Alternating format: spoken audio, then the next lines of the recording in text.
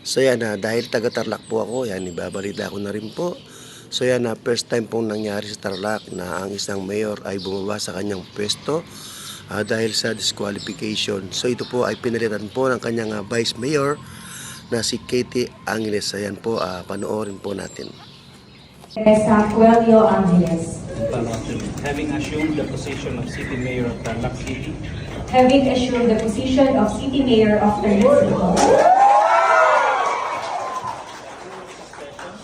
by rule of succession, do solemnly swear that I will faithfully discharge, do solemnly swear that I will faithfully discharge, to the best of my ability, to the best of my ability, the duties of my office, the duties of my office, that I will preserve and defend the Constitution of the Republic of the Philippines, that I will preserve and defend the Constitution of the Republic of the Philippines, I will bear true faith and allegiance to the same, that I will bear true faith and allegiance to the same, I will obey the laws, legal orders, and decrees promulgated by the duly constituted authorities of the Republic of the Philippines, that I will obey the laws, legal orders, and decrees promulgated by the duly constituted authorities of the Republic of the Philippines, and that I impose this obligation upon myself voluntarily, and that I impose this obligation upon myself voluntarily, without mental reservation or purpose of evasion, without mental reservation or purpose of evasion, that I will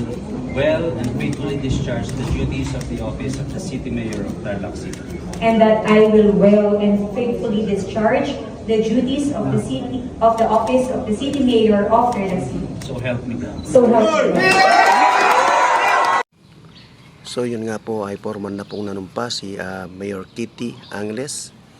So yun po, congrats po sa inyo Mayor Katie Angeles. Ayan po ay sana po ay mapaunlad po lalo ninyo ang Tarlac City. So yan po.